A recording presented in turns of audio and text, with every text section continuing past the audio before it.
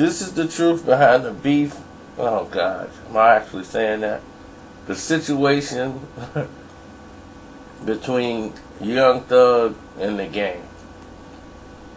Now, this is one of the most dumbest things I've ever had to do. And I can't even blame Young Thug for this. He's the most dangerous man in America. Is Young Thug. Out of any rapper there is, he's dangerous. If I was Game, I'd be definitely afraid of this man. But this is what the Game do. He's the most gimmickiest rapper in the game. That's why they call him the Game. He jumped in a situation, once again, that has nothing to do with him. But he wants it to do with him so he can keep his name on social media. And keep a check in his pocket. He need to get any little $50,000, $100,000 he can get. Because his 5 minutes is up and he's on borrowed time. So, what he decides to do was to go ahead and do a show in Atlanta and go on stage, and you've all seen it by now. This Young Thug. Anybody mess with Weezy, they got a problem with Weezy, they got a problem with me. I'm the Game. So, you go in there popping all that noise. Talking about you won't come to Cali and do this. So, anyway. He was out in Cali. And he made videos, waving guns and everything else. You've seen all that stuff. The reason why I didn't touch this earlier is because it's gimmicky. It wasn't a beef. It's Game doing what he do for attention. Now, they both supposedly are bloods. You know, and why would you beef with another blood? It's just, to me, it just don't make sense. So I knew they had mutual people that would be like, this is stupid, what you on? You know, kill that. And the Game didn't want it anyway. I knew that for a fact. He didn't want it. Young Thug was ready for whatever. And that is the most dangerous man in America. And you probably gonna say, why do I think Young Thug is the most dangerous man in America? Him and the sassy goons. Did you see that guy twirling his hand around in a circle in a pink tutu with a pistol in his hand? I'm more terrified than them than anybody. I can go to the Gangsta Disciple, any other gang in the world I would go to, but would not want to be called dead with the sassy goons. Of course, you can go disrespect any gang in the world, you can get shot, you can get killed. With Young Thug and his gang, you can get shot, killed, and fucked. And that's a whole nother story. I don't want nothing to do with the sassy goons. They're the most dangerous gang out there. I see them coming down the street, I'm crossing the street.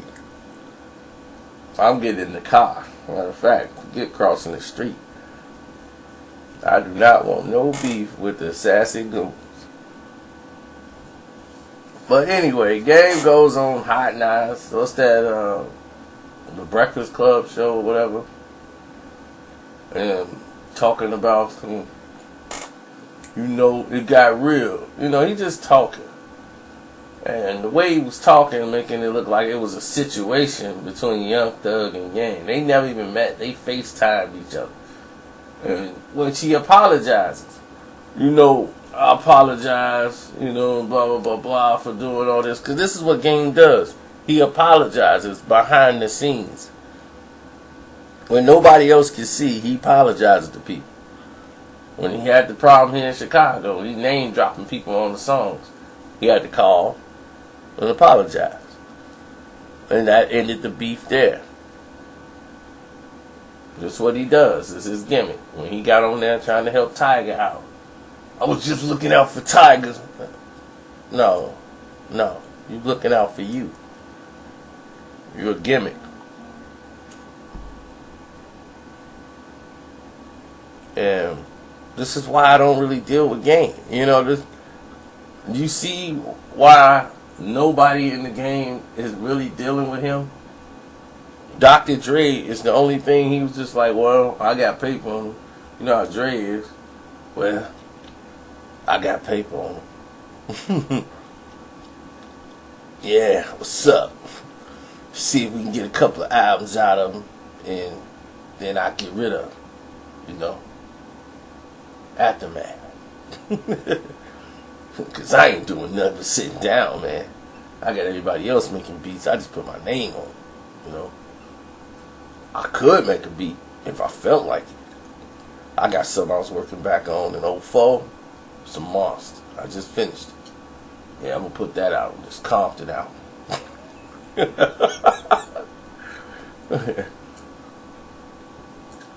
And the Compton album, the production is the best part of it.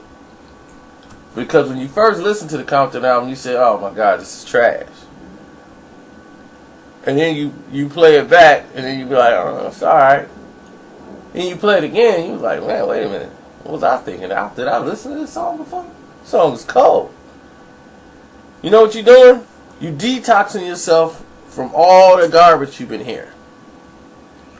All that garbage stuff that's been polluting your ears, you detoxing it because you're not able to process new information.